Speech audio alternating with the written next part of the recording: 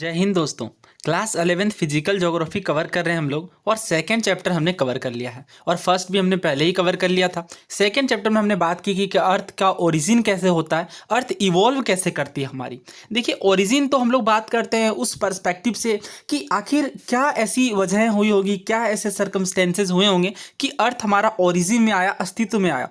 और इसके बाद हमने इवोल्यूशन की बात की। इवोल्यूशन का मेनली मतलब ये होता है कि जब अर्थ हमारे अस्तित्व में आया लगभग 4.6 बिलियन ईयर्स अगो, अगर आपको याद हो तो इस टाइम पे क्या था ना कि कंडीशन सर्वाइवल के लायक नहीं थी। कहने का मतलब यह है कि जीवित वस्तुओं के लिए, जीवित लिविंग बींग्स के लिए बेसिकली रहना पॉसिबल नहीं था, बिकॉज हमें पता है कि कंडीशन बिल्कुल भी फेवरेबल नहीं थी। जैसे बहुत ज़्यादा मात्रा में कार्बन डाइऑक्साइड थी, बहुत कम मात्रा में ऑक्सीजन थी। तो क्या क्या चीज़ें बनी कि अर्थ इवॉल्व करती गई।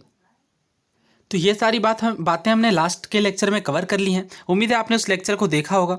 और इसके बाद हमने बहुत सारी थ्योरीज पर बात की कि किस तरह से इमैनुअल कांत की नेबुलर हाइपोथेसिस है। ओरिजिनल अगर आप बात करें मॉडर्न थ्योरीज की तो बिग बैंग थ्योरी निकल करके आती है, जिसे एक्सपेंडिंग यूनिवर्स थ्योरी कहते हैं। अगर आपको सिविल सर्विसेज वाला क्वेश्चन याद हो, वहाँ पर सिंगुलैरिटी टर्म के बारे में पूछा था कि ये किस चीज़ से रिलेटेड है। तो इस पर भी हमने बात की कि अर्थ की जो ओरिजिन की जो फिलोसफीज हैं, जो विचारधाराएं, उससे ये डील करती है। उसके बाद हमने स्टार फॉर्मेशन की बात की, प्लेनेट कैसे फॉर्म करते हैं, पहले प्लेनेटेसिमल आया, फिर किस तरह से ग्रेविटेशनल अट्रैक्शन के कारण मटेरियल स्टिक टुगेदर हुए, और इस तरह से हमने बात की। इसके बाद सोलर सिस्टम के बारे में हमने देखा। देखिए, सोलर सिस्टम के बारे में यहाँ पे बहुत ब्रीफ में दिया गया, तो मैं एक अलग से वीडियो बना दूंगा सोलर सिस्टम पर।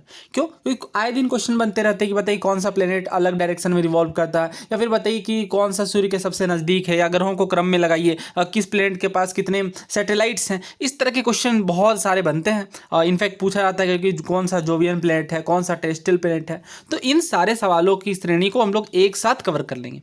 ओके। और मून पर हमने बात की कि अर्थ का इकलौता नेचुरल सैटेलाइट है हमारी चंद्रमा। वैसे मून से मुझे याद है, कल ये न्यूज़पेपर के अंदर भी कवर किया गया था। एक्चुअली हुआ क्या कि जो ये अलग अलग साइंटिस्ट सजेस्ट करते हैं, उसमें सबसे ज़्यादा पॉपुलर थ्योरी तो यही निकल करके आती है, बिग स्प्लैट वाली।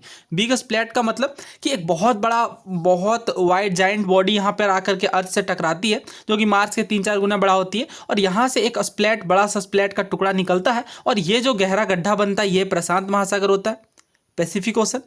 क्यों ऐसा कहा जा रहा है? क्योंकि जो मून है, और बाद में ये चल के मून के रूप में डेवलप करती है, और ये इसलिए ऐसा कहा जाता है क्योंकि जो मून है वहाँ के बहुत सारे मटेरियल अर्थ के मटेरियल से मेल खाते हैं। ओके। उसके बाद हमने अर्थ के एवोल्यूशन पर बात की कि अर्थ किस तरह से इवॉल्व हुई। जो स्ट्रक्चर है वो इस तरह से नहीं थे, जो हाई डेंसिटी की चीज़ें थी वो जो ज़मीन के नीचे ज़्यादा बैठती गई, और ऊपर जो लो डेंसिटी की चीज़ें वो ऊपर आती गई। इस तरह से हमने बात की, और एटमॉस्फेयर और हाइड्रोस्फेयर की एवोल्यूशन की बात की। यहाँ से सिविल सर्विसेज में भी क्वेश्चन आया, उस क्वेश्चन को भी हमने कवर किया कि किस तरह से फर्स्ट स्टेज में प्रीमोर्डियल एटमॉस्फेयर जो था, जो प्रारंभ में जो एटमॉस्फेयर था, उसका लॉस देखने को मिला। सेकेंड में एटमॉस्फेयर इवॉल्व करती है हॉट इंटीरियर के कारण, और तीसरे में हमने बात की कि किस तरह से फोटोसिंथेसिस प्रोसेस के कारण फाइनली हमारे एटमॉस्फेयर का कंपोजिशन देखने को मिलता है। और ईयरली एटमॉस्फेयर में water vapour, nitrogen, carbon dioxide वगैरह ज़्यादा होते हैं, और ऑक्सीजन बहुत कम होता है। ठीक है, इसी पॉइंट से सिविल सर्विसेज में क्वेश्चन बना था। ओके। तो बाद में लेकिन हमें पता है कि अभी ऑक्सीजन की मात्रा ज़्यादा है पहले के मुकाबले, और इसी तरह से नाइट्रोजन सबसे ज़्यादा मात्रा में हमारे पर्यावरण में है। ओके। और इसके बाद हमने एरा की बात की कि एरा इयोन्स पर हमने बात की कि इयोन सबसे बड़ा टाइम स्केल होता है। इसके बाद एरा आती है, पीरियड आती है, इपोच आती है। इस तरह से हमने इसे कवर किया है। तो हमने बहुत जल्दी क्विकली रिकैप कर लिया है। बहुत सारी चीज़ें आपको याद आ गई होंगी, बहुत सारी थ्योरीज आपके माइंड में दोबारा आ गई होंगी, और revision is the must. Okay, revision is the key. बहुत ज़रूरी है रिवीजन। तो यहाँ पे हम लोग बात करेंगे अर्थ के इंटीरियर के ऊपर। देखिए, ये हमारा चैप्टर 3 है, और इंटीरियर ऑफ द अर्थ के बारे में पढ़ेंगे। ये चैप्टर हमारे लिए बहुत ज़्यादा इंपॉर्टेंट है। इनफैक्ट अगर आप देखें तो अभी रिसेंटली जो CDS का पेपर हुआ, उसमें क्वेश्चन आए, CAPF में आए, इसी चैप्टर से आए। तो इस चैप्टर से बहुत ज़्यादा क्वेश्चन बनते हैं, तो इसे हम लोग अच्छे से समझेंगे। दोस्तों, जब प्रश्न उठता है कि अर्थ का नेचर कैसा होगा, तो इस टाइम पे आप किस तरह की बातें इमेजिन करते हैं? क्या ये कोई सॉलिड बॉल होगा क्रिकेट के बॉल की तरह, या फिर या कोई होलो बॉल होगा, या कोई थिक कवर होगा रॉक्स का? इस तरह की अलग अलग बातें, अलग अलग विचारधाराएं आपके माइंड में आ सकती है। तो यहाँ पे कहा जा रहा है कि क्या आपने वोल्केनिक इरप्शन की इमेजेस वगैरह फोटोग्राफ्स देखे हैं? तो ऑफकोर्स हमने बहुत बार वोल्केनिक इरप्शन देखा है कि किस तरह से मोल्टेन लावा का इमर्जेंस देखने को मिलता है, और काफ़ी मात्रा में डस्ट, स्मोक, फायर, ये चीज़ें वोल्केनिक जो क्रेटर होती हैं, क्रेटर का मतलब मतलब जो वोल्केन का ये वाला मुंह होता है, सिरा, ये क्रेटर कहलाता है। तो यहाँ से निकल करके आती हैं जो हमारे मोल्टेन लावा है, ये सब चीज़ें। तो इसलिए हम लोग अर्थ के इंटीरियर के बारे में कि अर्थ के अंदर क्या क्या चीज़ें हैं, इसे रीच आउट करना बहुत डिफिकल्ट है। इनफैक्ट अभी हम लोग देखेंगे भी कि अर्थ में एक लिमिट के बाद हम लोग नीचे नहीं पहुँच सकते। इसलिए जो इनडायरेक्ट एविडेंसेस हैं उसके माध्यम से ही हम लोग अर्थ के इंटीरियर का पता लगाते हैं। दोस्तों जब हम लोग बात करते हैं कि अर्थ के इंटीरियर में यानी आंतरिक सतह में किस तरह की चीज़ें देखने को मिलती होंगी, तो सबसे पहली चीज़ निकल करके आती है कि जो अर्थ की रेडियस है वो 6370 किलोमीटर है। बहुत बार तो यही क्वेश्चन बन जाता है कि बताइए अर्थ की रेडियस कितनी है, डायरेक्टली या फिर स्टेटमेंट बेस्ड। तो आपको ध्यान रखना, एक अप्रोक्स आइडिया होना ही चाहिए। और देखिए कोई भी अर्थ के सेंटर तक नहीं पहुँच सकता और ना ही आज तक पहुँचा गया है। ऑफकोर्स ये बहुत ऑब्वियस बात है, हम लोग देखेंगे भी कि कंडीशन ही वैसी नहीं है कि आप अर्थ के इंटीरियर तक पहुँच पाएँ।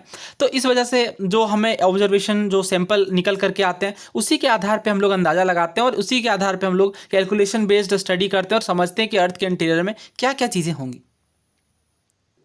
तो दोस्तों अर्थ के इंटीरियर को समझने के लिए जो डायरेक्ट सोर्सेज है वो भी आप कहीं ना कहीं देखने को मिलते हैं। जैसे जो सबसे easily available solid earth material है वो यहाँ पे बताया जा रहा है कि माइनिंग एरियाज में देखने को मिलता है। जैसे साउथ अफ्रीका में जो गोल्ड माइंस हैं वो काफ़ी डीप है, 3-4 किलोमीटर अंदर तक है ज़मीन के, और इसके और नीचे जाना बहुत डिफिकल्ट है क्योंकि काफ़ी ज़्यादा यहाँ पे हॉटनेस देखने को मिलती है इस डेप्थ के नीचे जाने से। इसके अलावा माइनिंग के अलावा और भी बहुत सारे प्रोजेक्ट साइंटिस्ट लेकर के चल रहे हैं जिससे डीपर डेप्थ तक पहुँचा जा सके और भी क्रस्टल पोर्शन और बाकी चीज़ों को समझा जा सके।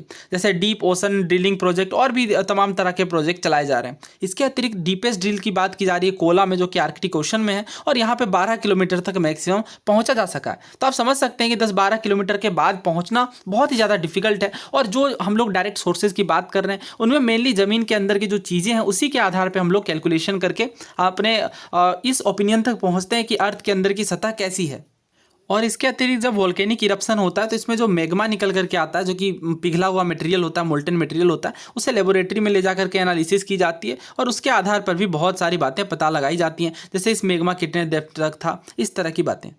दोस्तों इनडायरेक्ट सोर्सेज की अगर बात करें कि जिन माध्यमों से हम अर्थ के इंटीरियर को समझ सकते हैं, तो इसमें तो बहुत सारी बातें निकल करके आती हैं। जैसे अगर आप देखें तो टेम्परेचर और प्रेशर जो है वो ज़मीन पे अगर आप जैसे जैसे नीचे बढ़ते जाएंगे वैसे वैसे टेम्परेचर और प्रेशर भी बढ़ता जाएगा, राइट। और इसके अलावा हमने आपको लास्ट के लेक्चर में मैंने बताया था कि किस तरह से जो हायर डेंसिटी की चीज़ें हैं, जो जिनकी डेंसिटी ज़्यादा है, वैसे मटेरियल आपको डेप्थ में ज़्यादा अंदर देखने को मिलेंगे, राइट। क्योंकि ऑफकोर्स सेटल डाउन होगा ज़्यादा डेंसिटी के कारण और कम डेंसिटी वाली चीज़ें ऊपर देखने को मिलेंगी। तो इस तरह से भी बहुत सारी बातों का पता लगाया जाता है। इसके अलावा और भी बातें हैं जैसे टेम्परेचर, प्रेशर, इन चीज़ों के आधार पर भी, इन माध्यमों के आधार पर भी ज़मीन के अंदर की सतहों के बारे में बहुत सारी जानकारियाँ मिलती हैं।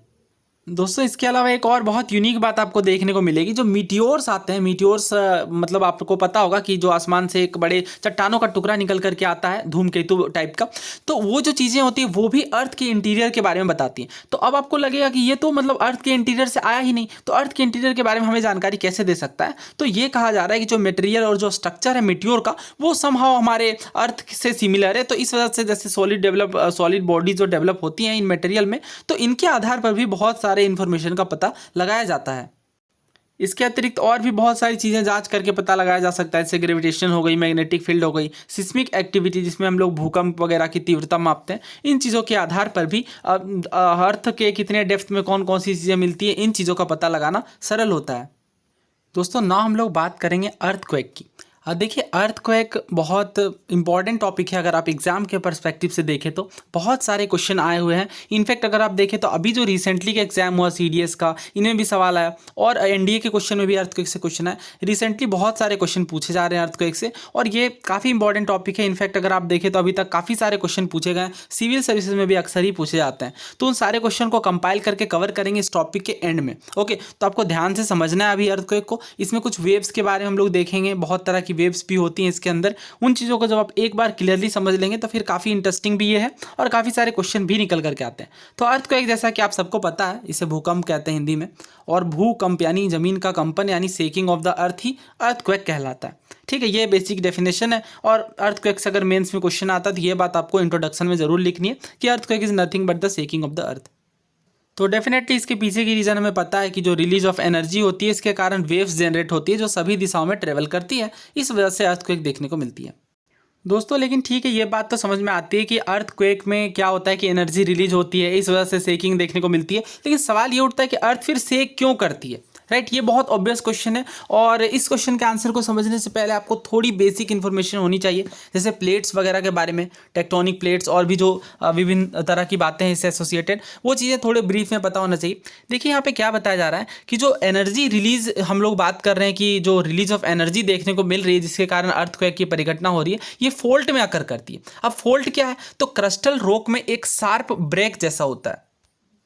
तो ये जो फॉल्ट है वो ब्रेक के रूप में देखने को मिलता है, यहाँ पे आप देख सकते हैं। और बहुत तरह के फॉल्ट भी होते हैं, जैसे नॉर्मल फॉल्ट में ये दोनों इस अपोजिट डायरेक्शन में मूव करेंगे, या रिवर्स फॉल्ट में ये होगा कि आपस में आकर के टकराएंगे, या स्ट्राइक स्लिप फॉल्ट में ऊपर नीचे जाएंगे। ओके, तो ये अलग अलग तरह के फॉल्ट देखने को मिलते हैं जो कि ब्रेक होता है बेसिकली क्रस्ट में। तो इमेज देखने के बाद आपको समझ में आ गई होगी कि इस तरह से जब प्लेट्स हैं और आपस में जब ये फ्रिक्शन करते हैं तो इनसे क्या होता है। देखिए यहाँ पे बात की जा रही है, rocks along a fold tend to move in opposite direction. तो अपोजिट डायरेक्शन में ये मूव करने की कोशिश करते हैं, तो इससे क्या होता है, ओवरलाइंग जो रॉक स्टेटा है वो प्रेस करता है और इससे फ्रिक्शन एक आपस में लॉक हो जाते हैं, ठीक है। और इससे जब ये आपस में मूव करना चाहते हैं तो इसी से फ्रिक्शन जनरेट होता है और इसी के कारण जो ब्लॉक है वो डिफॉर्म हो जाते हैं। ओके, और फाइनली क्या होता है, एक दूसरे के ऊपर एब्रप्टली स्लाइड पास करते हैं। कहने का मतलब ये है कि एक दूसरे के ऊपर इस तरह से चढ़ जाते हैं। ये इमेज से आपको काफ़ी आसानी से समझ में आ जाएगा। देखिए ये ऑपोजिट डायरेक्शन में मूव करना चाह रहे हैं तो यहाँ पे ये देखने को मिलता है और इस वजह से यहाँ पे फ्रिक्शन जनरेट होती है और अर्थक्वेक को ये जनरेट करता है इवेंचुअली। अब इससे एनर्जी रिलीज होगी, एनर्जी के कारण वेव जनरेट होंगे और वेव चारों दिशा में मूव करेंगे। यही है सिंपल अर्थक्वेक का फंडा। दोस्तों यहाँ पे जो सबसे इंपॉर्टेंट बात है अर्थक्वेक से एसोसिएटेड, वो देखिए बहुत ध्यान से आपको समझना है। अभी रिसेंटली सीडीएस में क्वेश्चन भी आया इससे और बराबर पूछे जा रहे हैं ये सवाल। तो देखिए जहाँ से अर्थक्वेक जनरेट होती है उस पर्टिकुलर पॉइंट को कहते हैं फोकस। नाम से ही समझ में आ रहा है कि ये इस पर्टिकुलर अर्थक्वेक का फोकस, और यहीं से जो वेव्स हैं या जो एनर्जी का आउटफ्लो है वो निकलना शुरू होगा वेव्स के रूप में, राइट। ये बहुत क्लियर है फोकस। और इससे जस्ट जो परपेंडिकुलर वाला पोजीशन यानी जस्ट इसके एबव वाला पोजीशन जो कि अर्थ के सरफेस में, ध्यान से समझिए, अर्थक्वेक जब जनरेट हो रही है तो वो अर्थ के इंटीरियर में हो रही है, राइट। लेकिन अर्थ के इंटीरियर का जो जस्ट ऊपर वाला पोर्शन है जहां पे अर्थ की सरफेस है उसे कहते हैं एपीसेंटर, राइट। और जो फोकस है उसे फोकस के अलावा हाइपोसेंटर भी कहते हैं, ये भी एग्जाम में पूछा जाता है, राइट। तो बहुत बार फोकस की जगह हाइपोसेंटर लिख के दे देते हैं तो लोग वहीं पे कंफ्यूज करते हैं। तो मैं इसे कैसे मैंने आपको याद करवाई, इस पर मैंने ऑलरेडी वीडियो भी बनाई है अगर आपको याद हो तो, बहुत पहले जब मैं प्रीवियस ईयर क्वेश्चन सीरीज करवा रहा था तभी। और मैंने क्या किया था, जब मैं अर्थ को बता रहा था तो इस चीज़ पर मैंने स्पेशली आपको फोकस किया था और मैंने आपको निमोनिक दी थी, क्योंकि मैंने देखा था कि ऑलरेडी एक बार पूछा गया एग्जाम के अंदर और बहुत लोग कन्फ्यूज हो रहे हैं। इनफैक्ट हमारे टेलीग्राम ग्रुप के अंदर जब हमने इस पर पोल करवाया तो काफ़ी हज़ारों लोगों ने पार्टिसिपेट किया, बट उनमें से 50% लोगों का आंसर यहाँ पे हाइपोसेंटर था, फिर 50% लोगों का मतलब 50-50 हो गया था, राइट।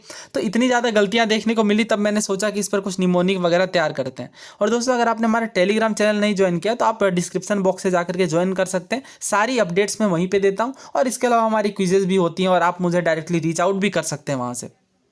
तो मैंने आपको ऐसे याद रखने के लिए कहा था कि ABCD में अगर आप अल्फाबेटिकली देखें तो ई के बाद एच आता है, ओके, EFGH, पहले ई आता है फिर एच आता है, इसलिए मैंने कहा था ई ऊपर होगा एच नीचे, क्योंकि ई के बाद एच आएगा ना। पहले आप ई पे रहोगे तभी तो एच में पहुंचोगे, यानी आपको ऊपर से नीचे जाना है तो आपको पहले ई में जाना पड़ेगा फिर एच में पहुंचोगे, ठीक है। तो बहुत सिंपल तरीका था ये याद रखने का। जैसे ही आपके माइंड में इमेज आएगी आप ऐसे इमेजिन करना कि अर्थक्वेक है, यहाँ पे फोकस होगा और इसका जो ऊपर वाला सेंटर, फोकस को ही हाइपोसेंटर कहेंगे, इसका जो ऊपर वाला सेंटर वो एपीसेंटर कहलाएगा, right. E for epicentre, E for earth, यानी अर्थ के सरफेस में जो होगा, और जो अंदर होगा वो हाइपोसेंटर। बहुत सारे तरीके हैं बट जो भी हो आपको कोई तरीका बना लेना, एग्जाम में कंफ्यूज नहीं करना है, ओके।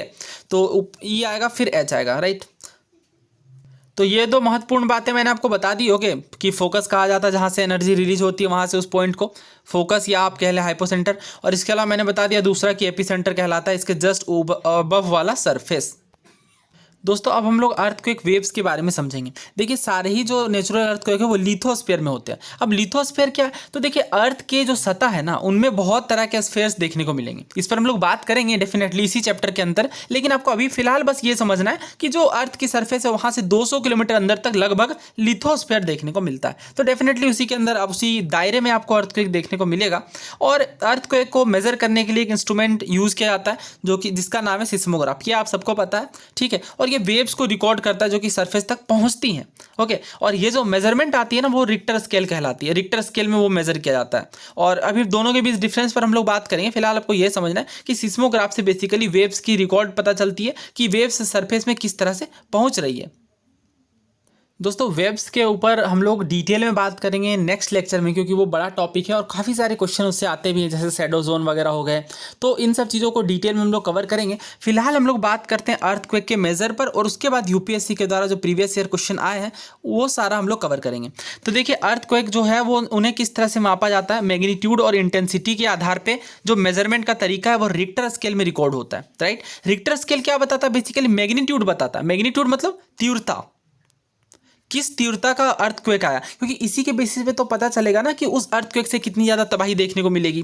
राइट, और ये बेसिकली जो मैग्नीट्यूड है ना वो एनर्जी जितनी रिलीज होगी अर्थक्वेक के दौरान उसी चीज़ को मेजर करता है।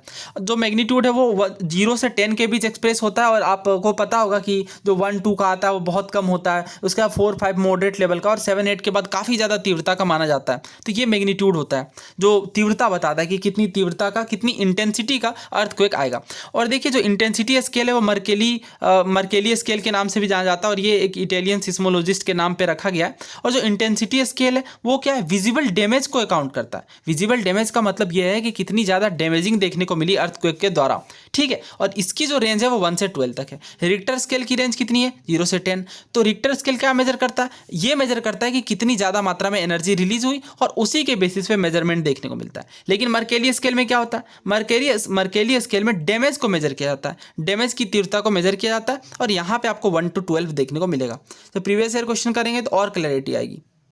दोस्तों इस क्वेश्चन का आंसर करिए। पूछा जा रहा है the place on earth surface which records the seismic wave first is called, यानी जो सिस्मिक वेव जो सबसे पहले किस प्लेस में आपको देखने को मिलेगी। तो इसका आंसर क्या है, फोकस है, सिस्मोमाइट है, एपीसेंटर है, या नन ऑफ द अबव है। तो देखिए इसका आंसर एपीसेंटर है। क्यों एपीसेंटर है, क्योंकि मैंने बताया जब फोकस से ओरिजिनेट होती है तो सबसे पहला जो सिस्मिक वेव को रिकॉर्ड किया जाता है वो अर्थ के सरफेस पे एपीसेंटर पे किया जाता है। क्यों, क्योंकि इसके जस्ट एबव वाला पोजीशन है जो कि सरफेस पे देखने को मिलता है। राइट, तो ये आपको बहुत आसानी से क्रिस्टल क्लियर होगा कि एपीसेंटर में ही सबसे पहली बार सिस्मिक वेव को रिकॉर्ड किया जाता है। और बाकी चीज़ों के बारे में मैं आपको बता दूं कि फोकस का मतलब आपको पता है, जहां से अर्थक्वेक ओरिजिन होता है, जो पॉइंट ऑफ ओरिजिन होता है अर्थक्वेक का वो फोकस कहलाता है या हाइपोसेंटर। एपीसेंटर के बारे में मैंने बता दिया, अर्थ सरफेस का जो वो पॉइंट जो कि डायरेक्टली एबव होता है किसके, फोकस के। ठीक है, तो यही वो जगह है जहाँ पे सिस्मिक वेव को पहली बार रिकॉर्ड किया जाता है। क्यों, क्योंकि वो एक ऐसा सरफेस का पॉइंट है अर्थ सरफेस का जो डायरेक्टली एबव है फोकस के।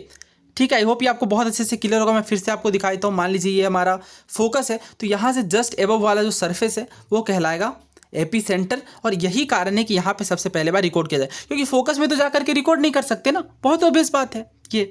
ठीक है, और सिस्मोसाइट क्या है, तो देखिए ये बहुत पहले यूज होता था अर्थ सिस्मिक एक्टिविटी को मेजर करने के लिए। दोस्तों ये क्वेश्चन सिविल सर्विसेज 2006 में पूछा गया और इसलिए मैंने इसको लिया है, क्योंकि यहाँ पे मुझे कुछ इंपॉर्टेंट बातें आपको सिखानी है। देखिए 2 स्टेटमेंट दिए गए और इसके बेसिस पे आंसर करना है। पहले में कहा जा रहा है रिक्टर स्केल एक लॉग स्केल है, लॉगरिथमिक स्केल है। जिन्होंने लॉग के बारे में पढ़ा उन्हें पता होगा अच्छे से कि लॉग स्केल क्या होता है। तो इस वजह से क्या होता है कि जब कोई एक मैग्नीट्यूड का इंक्रीज देखने को मिलता है तो एम्पलीट्यूड में 10 फैक्टर का इंक्रीज होता है, क्योंकि लॉग टेबल 10 के बेसिस पे चलता है। राइट, तो ये देखिए बात बिल्कुल सही है। रिक्टर स्केल इसी तरह से काम करता है कि एक मैग्नीट्यूड की जो इंक्रीज है वो 10 टाइम्स यहाँ पे जो तीव्रता है उसे रिप्रेजेंट करेगी। राइट, और दूसरे में कहा जा रहा है each integer reading of the Richter scale has an energy 100 time, नहीं 100 टाइम नहीं बल्कि 10 टाइम यहाँ पे इंक्रीज देखने को मिलता है प्रीवियस इंटीजर से। यही कारण है जब आप देखें तो अगर मान लीजिए रिक्टर स्केल में 6 से 7 तक की मैग्नीट्यूड दिखाई जा रही है तो आप समझ लीजिए कि जितनी 6 में होगी उसकी 10 गुना इंटेंसिटी यहाँ पे 7 में देखने को मिलेगी। राइट, इस वजह से अगर यहाँ पे एक इंटीजर का भी इंक्रीज देखने को मिलता है तो बहुत ज़्यादा तीव्रता मानी जाती है। तो देखिए सेकंड यहाँ पे गलत है और फर्स्ट बिल्कुल सही है, इसलिए हमारा आंसर आएगा A1 ओनली। और इस पर हमने बात भी की है, दोबारा आप इसे समझ लीजिए। जो मैग्नीट्यूड है अर्थक्वेक की वो रिक्टर स्केल के द्वारा मेजर की जाती है और इंटेंसिटी को मेजर किया जाता है मर्केली स्केल के आधार पर। ठीक है, इस पर अभी हमने बात भी की कि मर्केली स्केल इंटेंसिटी को मापता है कि कितनी डेवेस्टेशन देखने को मिली अर्थक्वेक के द्वारा। और यहाँ पे जैसा हमने बात की कि लॉग स्केल ये है, तो यानी 1 से 10 तक देखने को मिलेगा। और एक बार जो एक नंबर या एक डिजिट की जो इंक्रीज है वो 10 टाइम्स एम्पलीट्यूड को दिखाएगी और 32 टाइम्स एनर्जी को। तो आप समझ सकते हैं कि इनफैक्ट एक डिजिट भी अगर यहाँ पे इंक्रीज देखने को मिल रहा है तो ये 10 गुना तीव्रता को रिप्रेजेंट कर रहा है। दोस्तों ये क्वेश्चन सिविल सर्विसेज 2001 में पूछा गया है और यहाँ पे हमें 4 स्टेटमेंट दिए गए और उसके बेसिस पे आंसर करना है। पहले में कहा जा रहा है जो अर्थक्वेक की इंटेंसिटी है ये मर्केली स्केल में मापी जाती है। तो हमने ये बार बार आपको बताया, फिर से मैं रिपीट कर रहा हूँ कि मर्केली स्केल में इंटेंसिटी को मेजर किया जाता है, राइट। और जो हमारी जो अभी हमने बात की रिक्टर स्केल की, उसमें मैग्नीट्यूड को मेजर किया जाता है जो कि 1 से 10 तक होती है और मर्केली स्केल 1 से 12 तक। ये 2 बातें आपको ध्यान में रखनी है। दूसरे में देखिए कहा जा रहा है अर्थक्वेक की मैग्नीट्यूड क्या है, एक मेजरमेंट है कि कितनी एनर्जी रिलीज हुई। एग्जैक्टली बिल्कुल सही बात है ये। इस पर मैंने बताया भी आपको कि जो एनर्जी कितनी ज़्यादा रिलीज होगी उसके मेजरमेंट का तरीका अर्थ की मैग्नीट्यूड के आधार पर पता चलेगा, जो कि कौन मेजर करेगा, रिक्टर स्केल मेजर करेगा। थर्ड में देखिए कहा जा रहा है जो मैग्नीट्यूड है अर्थक्वेक की वो डायरेक्टली डिपेंड करती है एम्पलीट्यूड की, कि उस अर्थक्वेक वेव की एम्पलीट्यूड कितनी है। तो देखिए ये बात भी बिल्कुल सही है। अभी हम लोग अर्थक्वेक वेव्स के बारे में जब देखेंगे तो इस पर बहुत विस्तार से चर्चा करेंगे। फिलहाल आपको समझना है कि अर्थक्वेक वेव की एम्पलीट्यूड ही बताएगी कि जो मैग्नीट्यूड है वो अर्थक्वेक का वो कितना ज़्यादा निकल करके आएगा। और चौथे में कहा जा रहा है कि जो रिक्टर स्केल में एवरी इंटीजर का इंक्रीज है 100 टाइम इंक्रीज बताएगा। तो अभी तो हमने इसे देखा, राइट, तो ये तो गलत है, 10 टाइम का इंक्रीज देखने को मिलेगा। तो जो लोग कहते हैं कि नहीं सिविल सर्विस में क्वेश्चन रिपीट नहीं करते, आप देख सकते हैं ये 2001 वाला जो स्टेटमेंट है ये यहाँ पे डायरेक्टली सिविल सर्विसेज में उठा करके पूछ लिया गया सेकंड स्टेटमेंट में। तो ऐसे बहुत बार देखा जाता है और इनफैक्ट पूरा का पूरा स्टेटमेंट ही उठा करके पूछ लिया गया। तो सिविल सर्विसेज में भी बहुत सारे क्वेश्चन रिपीट करते हैं और ये मैंने आपको ऑलरेडी दिखा भी दिया है। इसी बार की अगर मैं पेपर की बात करूँ तो बहुत सारे क्वेश्चन प्रीवियस ईयर से आए। तो फोर्थ तो गलत है ना, फोर्थ को एलिमिनेट करेंगे और हमारे पास ए और डी बचते हैं। तो 2 तो बिल्कुल सही है, तो हमारा आंसर निकल करके आएगा option A 1, 2 and 3 are correct, but fourth one is definitely wrong because 100 time नहीं 10 टाइम। फ्रेंड्स उम्मीद है आपको ये वीडियो पसंद आई होगी और नेक्स्ट वीडियो में हम लोग आगे बात करेंगे शैडो जोन के ऊपर और अलग अलग तरह के जो अर्थक्वेक देखने को मिलते हैं कि कितने टाइप के अर्थक्वेक हो सकते हैं और अर्थक्वेक वेव किस तरह से प्रोपगेट करती है, पी वेव्स, एस वेव्स क्या है, सरफेस वेव्स क्या है, बॉडी वेव्स क्या है और किन वेव्स में कितनी ज़्यादा डेवेस्टेशन देखने को मिलती है। इन सब चीज़ों पर बात करेंगे। उम्मीद है आपको ये वीडियो पसंद आई होगी और अगर आप चैनल पर नए हैं तो सब्सक्राइब कर लें और नेक्स्ट पार्ट के लिए मिलते हैं जल्द ही। और देखिए हमारी हिस्ट्री की सीरीज़ भी चल रही है, उसे भी आप ज़रूर देखें और उसमें भी हम लोग NCERTs कवर कर रहे हैं, पूरी कवर करेंगे। और इसके अलावा अगर आपका कोई राय या सुझाव है तो आप कमेंट बॉक्स में अपने राय या सुझाव का लिख सकते हैं। Thank you so much.